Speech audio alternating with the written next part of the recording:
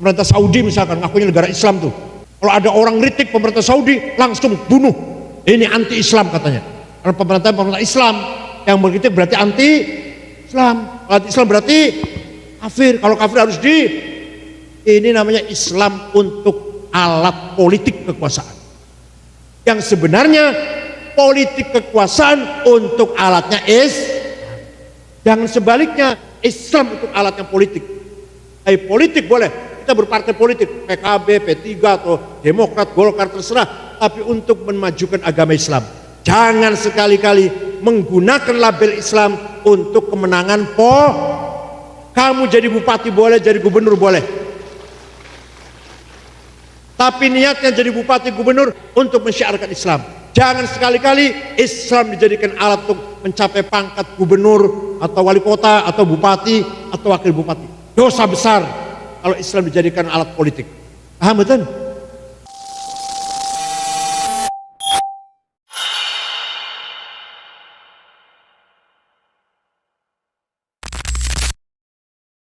Sekarang orang saya modelnya saya.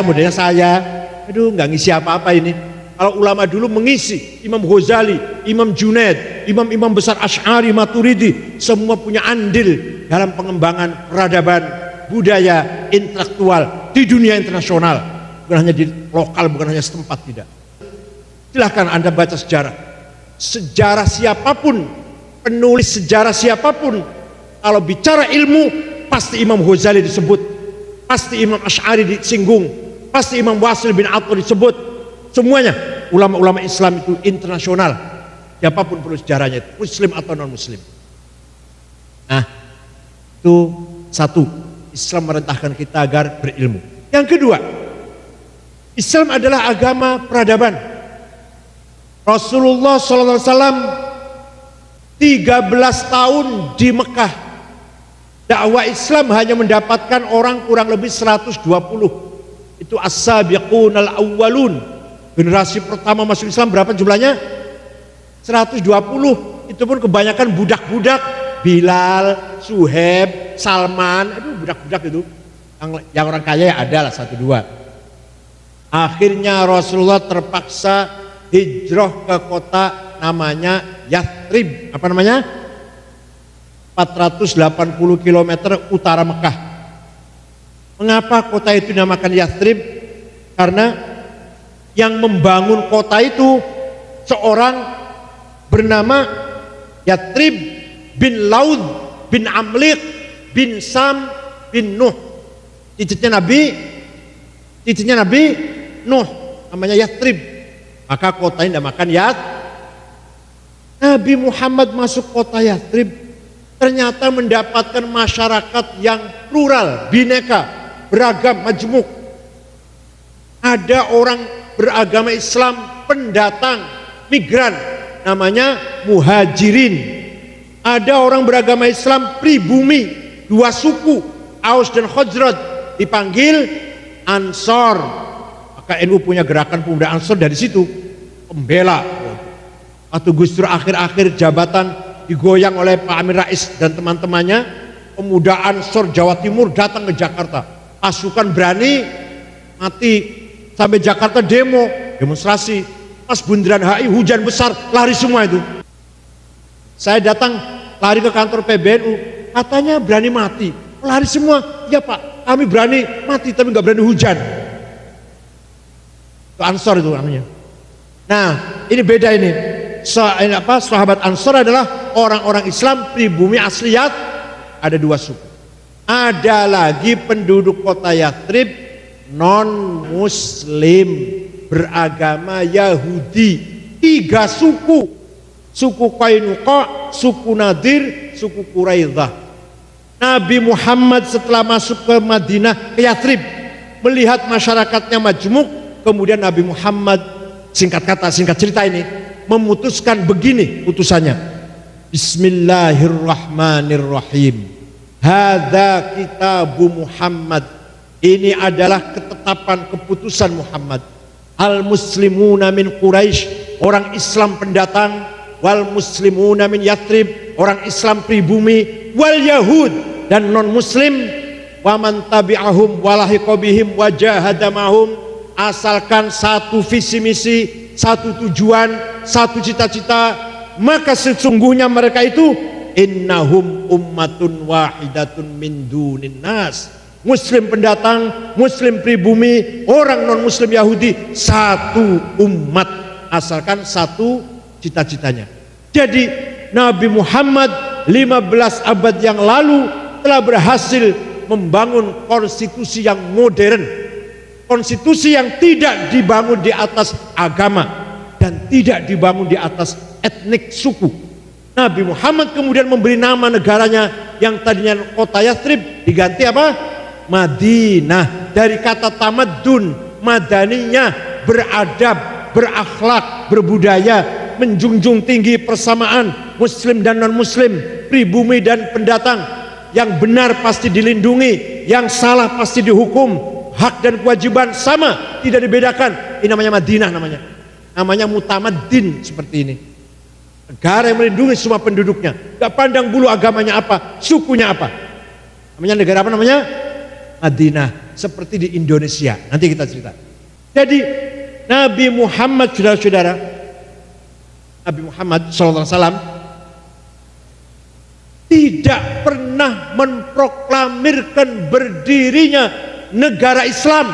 Tidak. Negara yang dibangun Nabi Muhammad bukan negara Islam namanya, negara Madinah. Dan tidak pernah mendeklarasikan negara Arab. Negara yang dibangun Nabi Muhammad bukan negara Arab namanya. Negara apa namanya? Madinah. Bukan negara suku, bukan negara agama. Madinah. Di penduduknya di dalamnya ada muslim dan non muslim, ada Arab dan non Arab. Diberlakukan sama.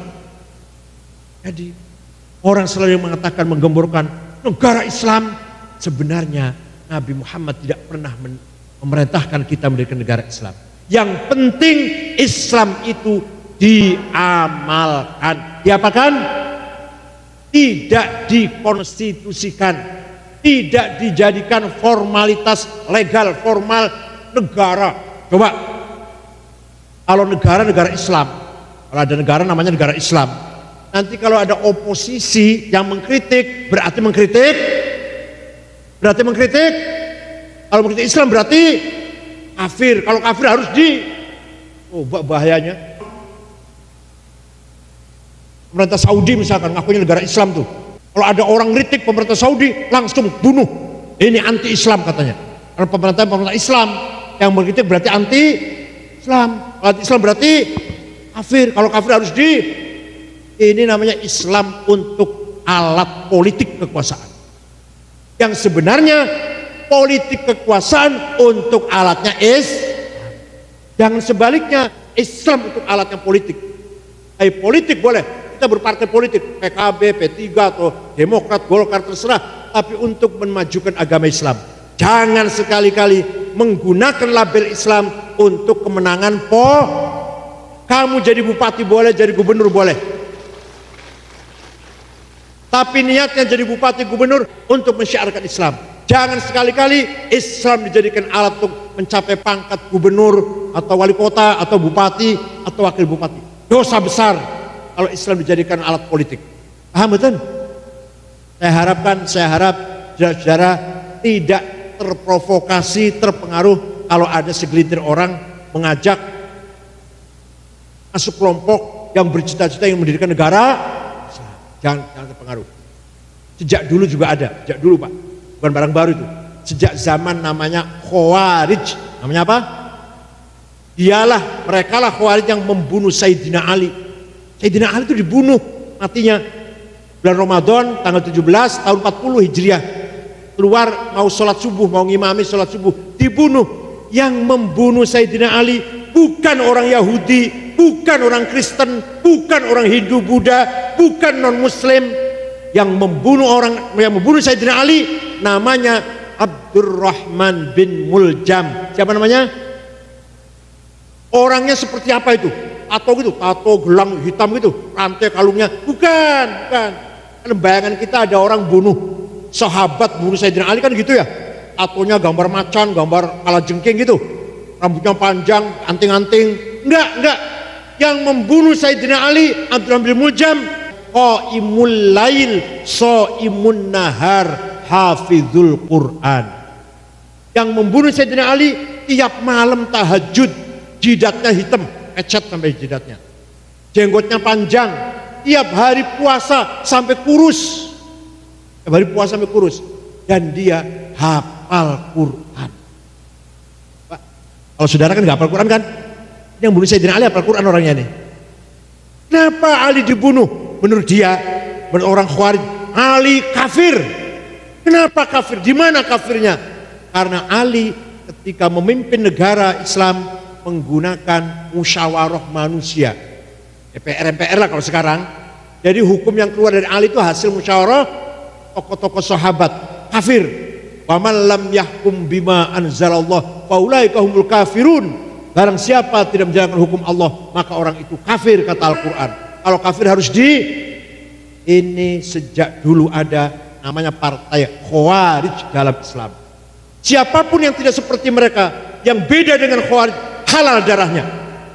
Sama.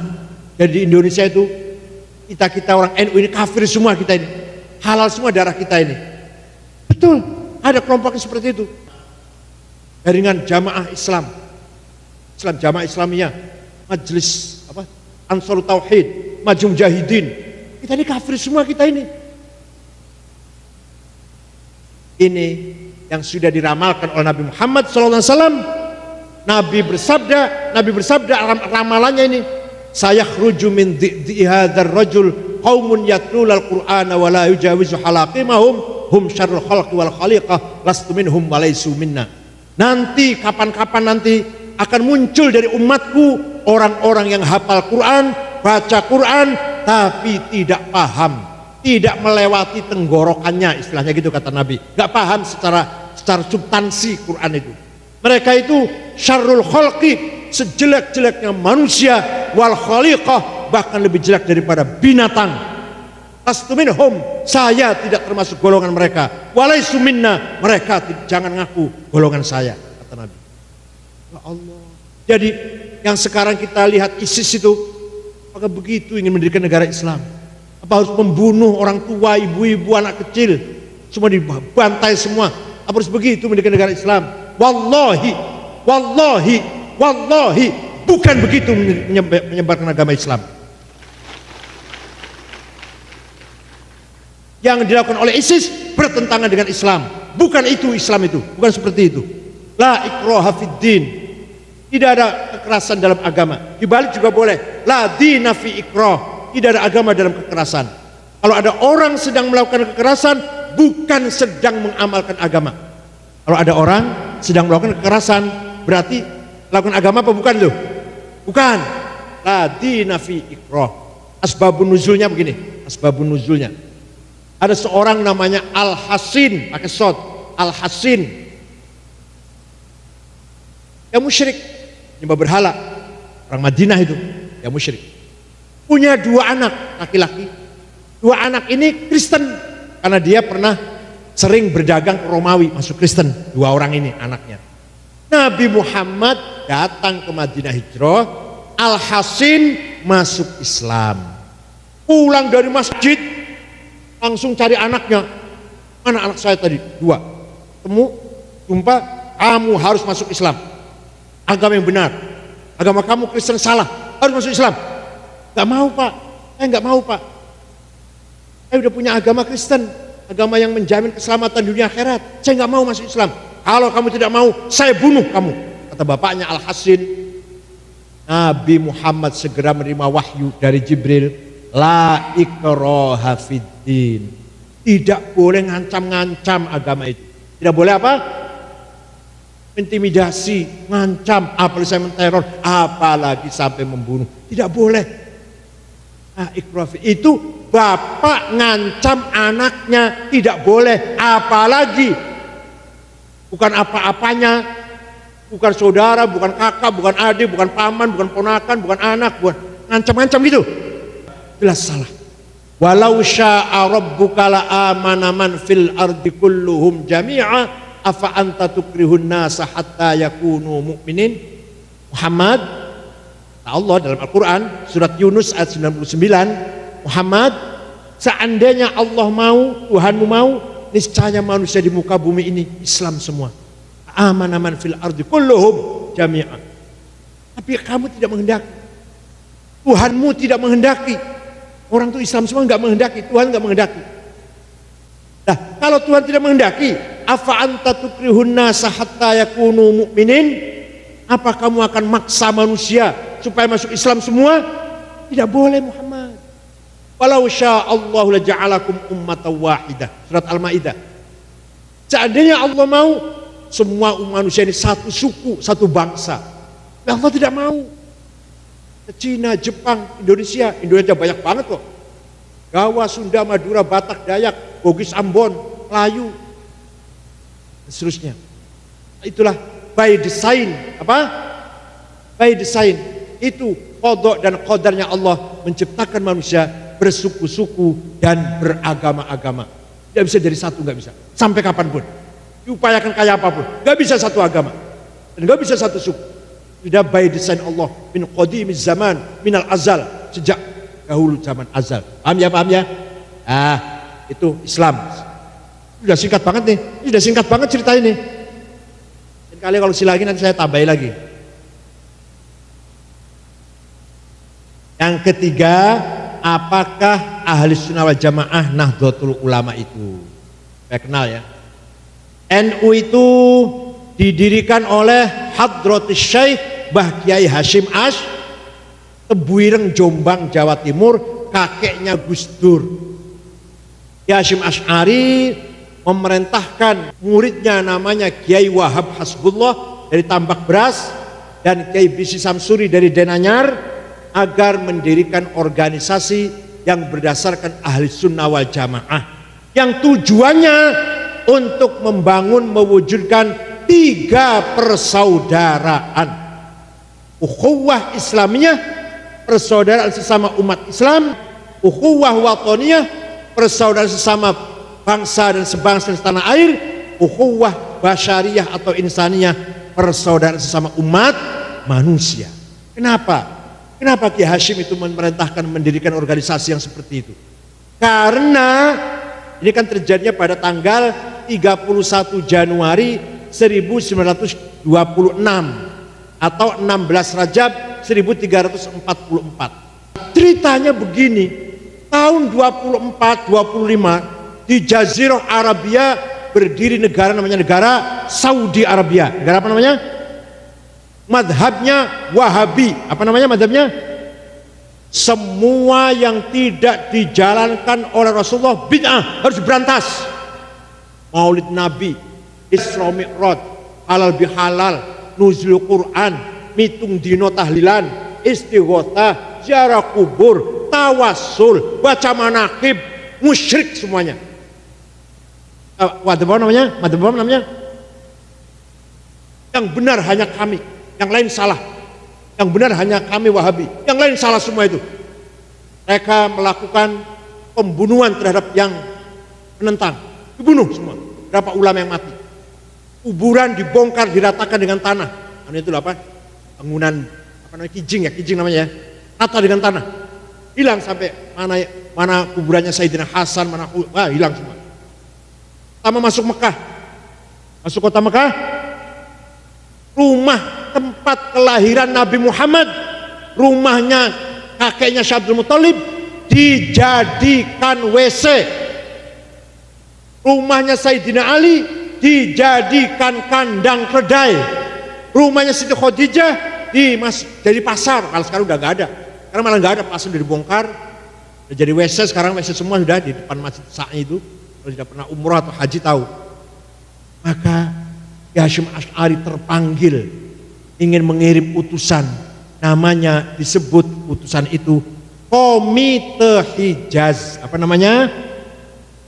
Yang berangkat ke sana diutus Kiai Wahab dengan dibarengi oleh Kiai Zainul Arifin dari Sumatera Utara tapi tinggal di Jakarta, pernah menjadi wakil Perdana Menteri Zainul Arifin itu, dan matinya keserempet peluru ketika sholat Idul Adha bersama Bung Karno di lapangan Cikini.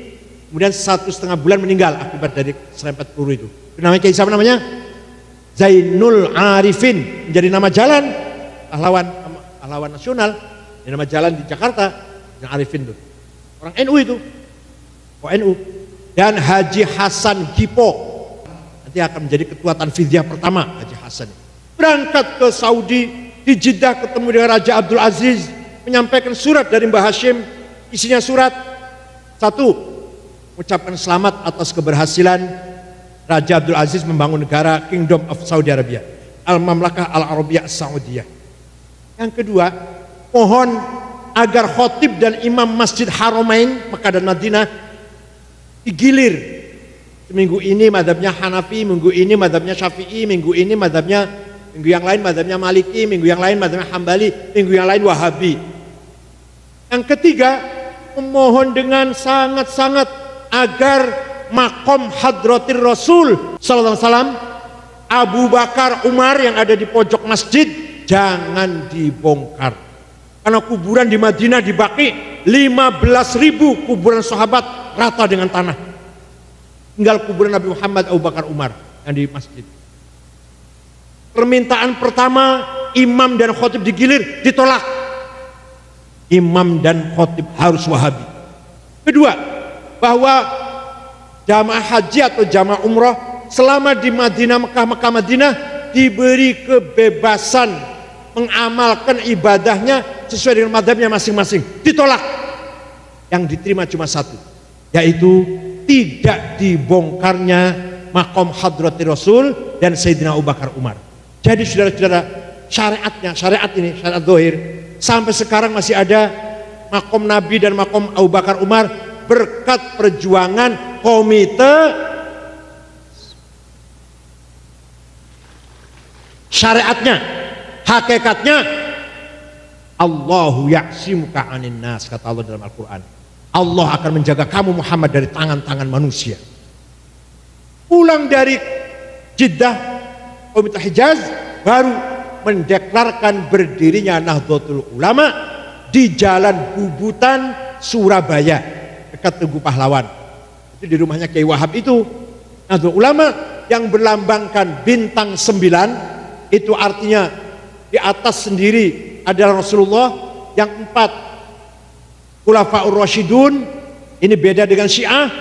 Kalau Syiah tidak mengakui sahabat yang 4 itu, hanya ngakunya yang diakui cuma 1 Sayyidina Ali, Abu Bakar, Umar, Utsman, bukan tolok ukur kebenaran, bukan pembawa kebenaran. Pembawa kebenaran hanya Ali. Ali meninggal, gantinya 1 orang, Hasan. Hasan meninggal, gantinya Husain. Husain meninggal, gantinya Ali Zainal Abidin. Diganti Muhammad Al-Baqir, diganti Ja'far Shadiq, diganti Musa Al-Kazim, diganti Ali Ar-Ridha, Muhammad Al-Jawad, Ali Al-Hadi, Hasan Askari, Imam Mahdi Al-Muntadhar. Dengan imamnya 12. Kalau ahli sunnah tidak.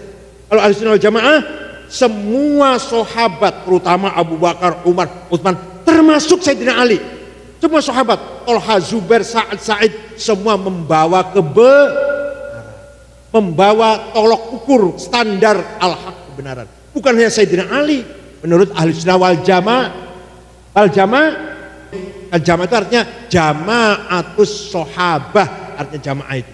Kita ikut jama'atus, bukan 1-2 orang, jama'atus sahabah, semua kita ikutin. Bi ayyihim iqtadaitum ihtadaitum. Dengan siapa kamu ikut sahabat Nabi, benar di situ. Mendapatkan hidayah kamu di situ. Dengan Abu Bakar boleh, dengan Umar baik, dengan Utsman benar, dengan Sayyidina Ali juga benar. Itu siapa saja, di situ ada hidayah. Bi ayyihim iqtadaitum ihtadaitum.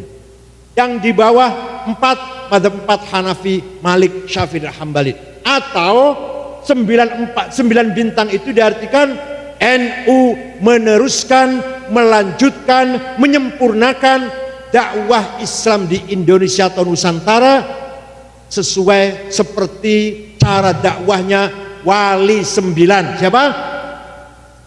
Kalau saya tanya namanya nggak akan hafal nih. Tahu nggak namanya Wali 9? Alah, nggak akan hafal. Nanti malam dihafal nanti malam.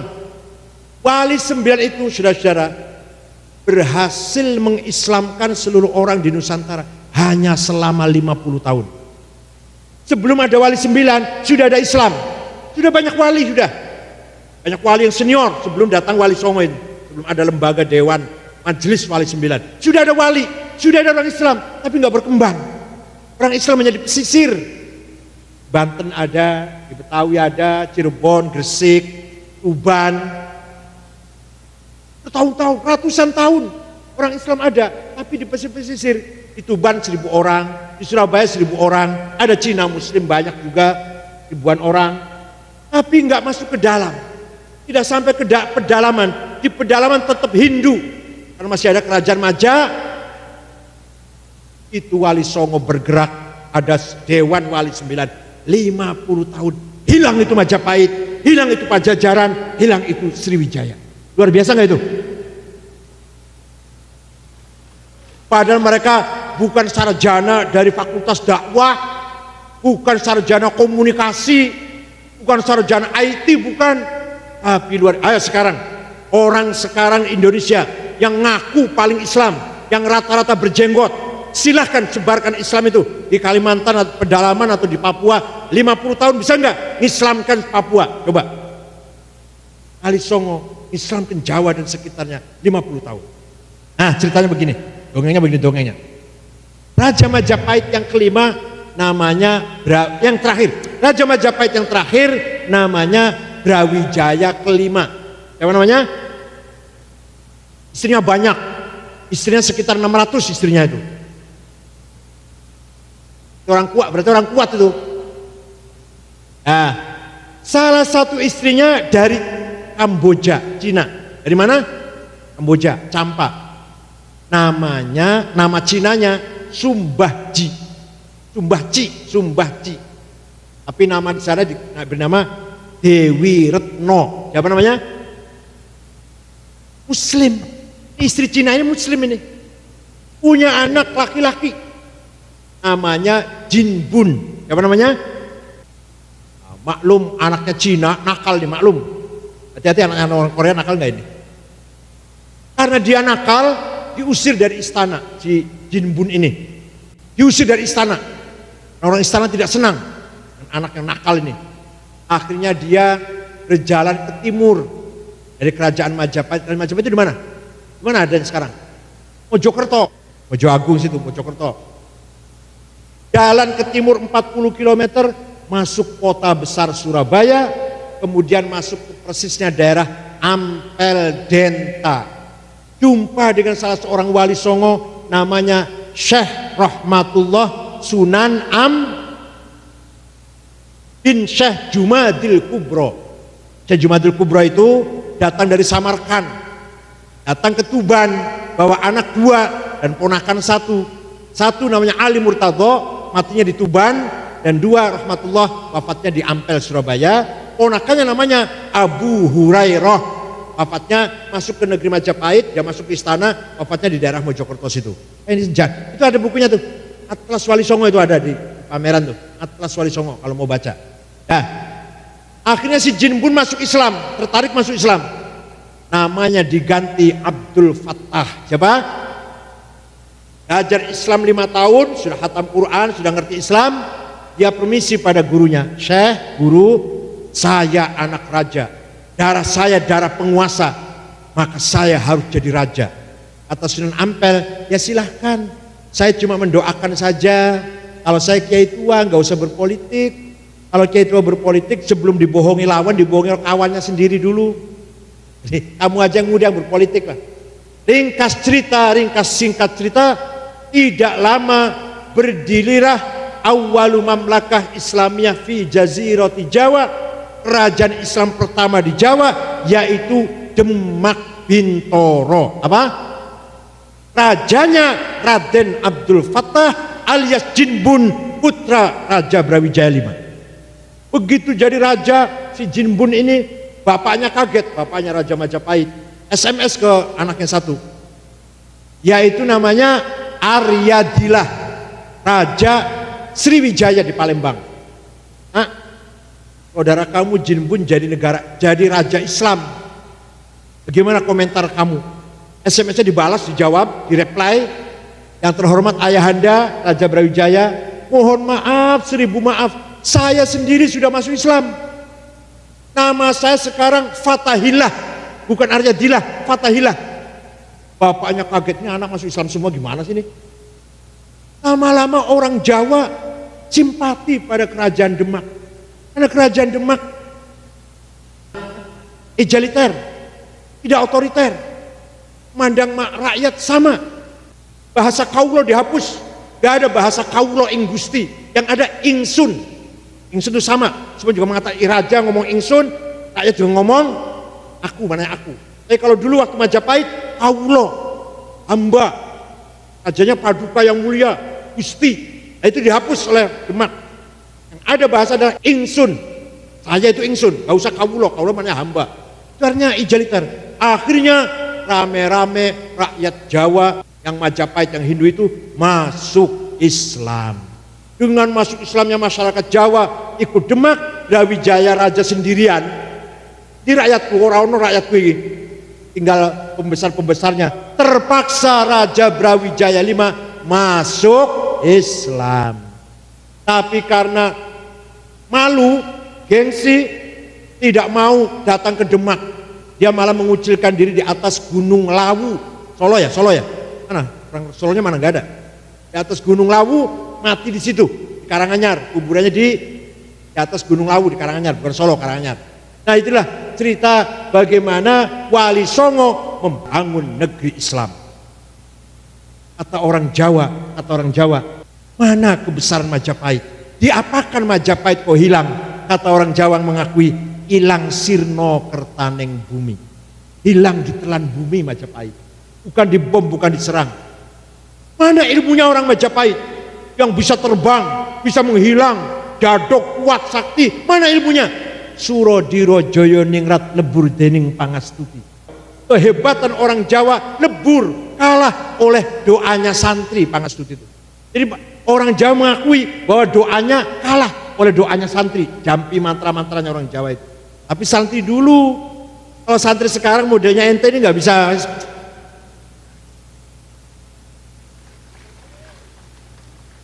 Coba cara dakwahnya Wali Songo seperti apa? Ini contoh saja. Musola dibangun atau masjid, orang Hindu, orang Jawa kakinya kotor. Kalau masuk masjid harus bersih. Kalau kita ditulis lepas sandal di sini, batas suci, gitu ya?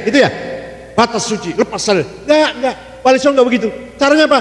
Bangun kolam di depan pintu masuk. Ada nggak musola yang masih begitu? Ada nggak? Setiap orang mau masuk ke musola pasti kaki nyemplung air. Artinya kakinya bersih. Sunan Kudus namanya Syekh Ja'far As-Shadiq Ibn Uthman Al-Hamadani, orang Jawa walaupun sudah masuk Islam, melihat sapi disembelih masih sakit. Karena sapi itu muqaddas, sapi itu disakralkan, dipuja-puja sapi itu oleh orang Hindu. Walaupun sudah masuk Islam, masih nggak tega melihat sapi disembelih. Maka Sunan Kudus melarang masyarakat Kudus dan sekitarnya korban pakai sapi, korban diganti kerbau. Padahal di Qur'annya nggak ada kerbau itu, hadis juga nggak ada. Yang ada sapi, kambing, onta. Sampai sekarang di Kudus itu, saudara kalau masuk ke restoran nggak ada daging sapi, yang ada daging. Ada orang Kudus nggak? Nah itu tahu. Itu bagaimana cara dakwahnya. Sunan Gunung Jati Syarif Hidayatullah lihat orang Cirebon, saya dari Cirebon nih. Orang Cirebon sakti-sakti, bisa terbang, bisa menghilang. Oleh Sunan Gunung Jati, ilmunya Ki Sangkan yang bisa terbang itu dimacetkan. Coba, ada nggak sekarang? Dah habis waktunya. Oke.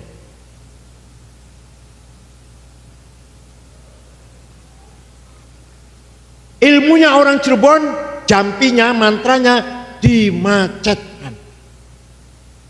Kecuali jika ditambah Bismillahirrahmanirrahim, diakhiri dengan La ilaha illallah Muhammadur Rasulullah, baru cespleng lagi. Contoh, kalau saudara mau dipanggil mandor pabrik, mau dimarahin, baca, tapi harus ada bismillahnya. Bismillahirrahmanirrahim.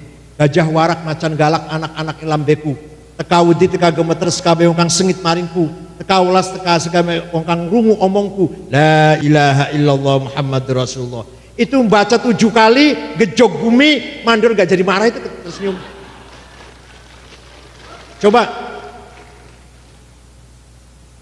gak kayak orang sekarang. Orang sekarang dakwah kalau nggak cocok langsung bid'ah. Tinggalkan itu, bacaan itu, bid'ah itu, musyrik itu. Enggak. Sunan Gunung Jati nggak begitu, nggak pernah mengatakan jangan baca itu, bid'ah. Enggak. Sunan Gunung Jati caranya jampinya itu dimacetkan. Bisanya terbang nggak bisa terbang, mau bisa ngilang nggak bisa ngilang. Itu kikusankan, ku itu artinya kepala daerah namanya ku bahasa Cirebon, wali kota lah, bupati lah, bupati Cirebon namanya sangkan, kikusankan. Biasanya bisa terbang, nggak bisa terbang. Biasanya nggak bisa menghilang, nggak bisa menghilang. Ya kemudian cari perintah tentaranya, polisinya atau siapa pasukannya, pasti ada orang asing masuk yang menggagalkan ilmu saya. Cari sampai ketangkep. Ya ketangkep juga Syarif Hidayatullah Sunan Gunung Jati, dibawa ke kantor ke pendopo. Kamu orang hebat ya, coba tebak, anak saya lagi hamil, laki apa perempuan yang di dalam kandungannya. Anak perempuannya keluar, perutnya besar, padahal bukan hamil, dikasih bantal. Tebak oleh Sunan Gunung Jati, perempuan. Goblok, ini anak saya gak hamil gak apa, saya kasih bantal aja supaya bohongi kamu. Sana pergi, kamu bukan orang pinter. Sunan Gunung Jati pergi, anak perempuannya masuk kamar, mau meletakkan bantal, hamil betulan. Percaya silakan, gak apa-apa, ini dongeng. Dan punya anak perempuan betulan tuh. Ini ilmunya orang dulu bagaimana melumpuhkan, mengalahkan kejayaannya orang Hindu. Maka dikatakan kata orang Jawa tadi, Surodiro Joyo Ningrat lebur dening pangas. Inilah yang kita hendaki dengan Islam Nusantara. Islam yang sinergi dengan budaya, Islam yang menjadi satu dengan peradaban Jawa, Nusantara dan sekitarnya, yang berhasil mengislamkan seluruh manusia di Nusantara tanpa ada kegaduhan, tanpa ada perang, tanpa ada berdarah-darah. Itu cara dakwahnya Wali Songo, dan itulah yang akan diteruskan oleh Nahdlatul melalui ukhuwah Islamiyah, ukhuwah watoniyah, ukhuwah insaniyah. Mari kita dakwah Islam dengan semangat ingin membangun persaudaraan sesama umat Islam, ingin membangun persaudaraan sesama bangsa dan tanah air, ingin membangun persaudaraan sesama umat manusia. Mari dakwah, tapi tidak lepas dari ruhul ukhuwah, spirit persaudaraan, bukan permusuhan. Bukan. Mereka bukan musuh kita. Orang Kristen, orang Yahudi, orang Buddha, bukan musuh kita. Semua saudara kita sebangsa dan tanah air, atau kalau di sini sesama umat manusia, semua sama turun Nabi Adam. Gak boleh kita membenci orang manusia. Ciptaan Allah sama-sama ciptaan Allah. Mari kita ajak masuk Islam bil hikmah wal mau'izatil hasanah wal mujadalah, dengan santun, dengan ramah, dengan ajakan yang simpatik, tutur kata yang baik, diskusi yang bermutu, yang berkualitas. Sekian, syukran wa dumtum fil khairi wal barakati wan najah. Wallahul muwaffiq ila aqwamit thoriq. Wassalamualaikum warahmatullahi wabarakatuh.